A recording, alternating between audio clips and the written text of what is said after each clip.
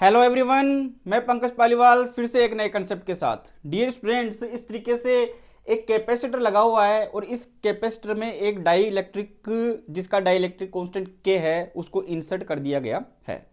First situation में तो इसको बैटरी से कनेक्ट किया हुआ है और सेकंड सिचुएशन में इसको बैटरी से डिस्कनेक्ट कर दिया। दोनों सिचुएशन के अंदर अपने को फर्स्ट और सेकंड दोनों सिचुएशन में अपने को इन पैरामीटर्स के ऊपर चर्चा करनी है, ये किस तरीके से चेंज होंगे। तो जैसे ही अपन डाई इलेक्ट्रिक बढ़ते हैं तो डाई इलेक्ट्रिक में ये मान लेता हूं कि कितना है डाई इलेक्ट्रिक कॉन्स्टेंट के, तो उस कंडीशन के अंदर कैपेसिटेंस क्या होगी, इंक्रीज होगी। तो फर्स्ट वाली सिचुएशन के अंदर जब कनेक्टेड रहेगा तब कैपेसिटेंस इंक्रीज होगी कितनी टाइम्स, के टाइम्स इंक्रीज हो जाएगी। अब आते हैं अपन, ये V वोल्ट से कनेक्टेड है यहां से, इसका मीन्स पोटेंशियल क्या है इसके ऊपर सेम, तो यहां पे पोटेंशियल क्या रहेगा, सेम।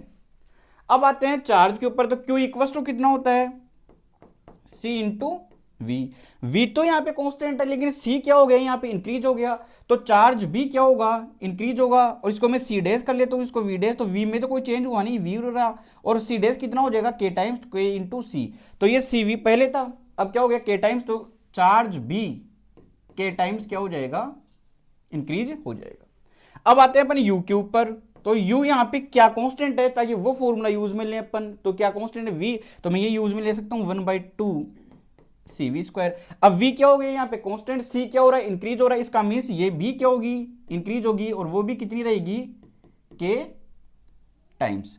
अब आती है इलेक्ट्रिक फील्ड, तो E इक्वल टू अपने को पता है कितना होता है, V/d होता है। पोटेंशियल क्या है यहाँ पे, सेम है, तो इलेक्ट्रिक फील्ड भी क्या होगा यहाँ पर, सेम होगा।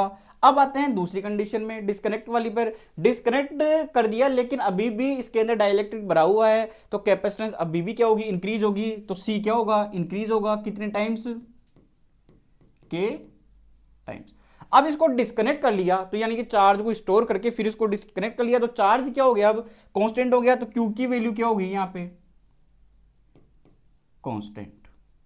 अब Q इक्वल टू कितना होता है, CV, तो V इक्वल टू कितना होगा, Q अपॉन C, तो यहां से Q तो क्या हो गया कांस्टेंट, C क्या हो रहा है, इंक्रीज कर रहा है, तो यहां से मैं ये लिख सकता हूं V इक्वल टू कितना है अपने पास में, Q अपॉन C, तो Q तो कांस्टेंट हो गया लेकिन C के टाइम्स क्या हो गया, इंक्रीज हो गया, तो यहां पे पोटेंशियल क्या होगा, डिक्रीज होगा, कितना, K टाइम्स डिक्रीज होगा, यानी 1/K रह जाएगा यहां पर।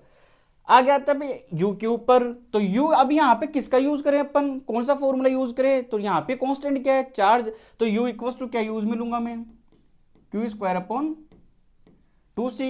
Q क्या हो गया कांस्टेंट, C क्या कर रहा है, इंक्रीज कर रहा है, C इंक्रीज कर रहा है, इसका मीन्स U क्या करेगा यहां पर, डिक्रीज करेगा, वही K टाइम्स। अब आते हैं E पर, तो E इक्वल टू कितना होता है, V अपॉन D। अब V यहां पर क्या कर रहा था, K डिक्रीज हो रहा है, V अगर डिक्रीज कर रहा है इसका मीन इलेक्ट्रिक फील्ड भी यहां पे क्या करेगा, डिक्रीज करेगा।